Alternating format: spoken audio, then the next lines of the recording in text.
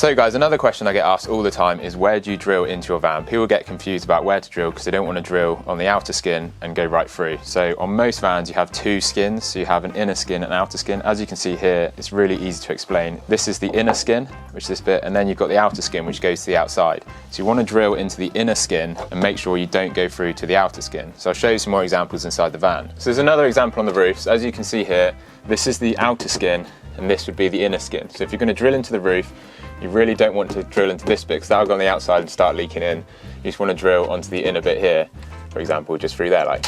So on the side panel, this is like the other skin. So you've got the inner skin here and you've got the outer skin. It's easier in Caddy Maxi because you have got these holes, so there's quite a lot of depth there.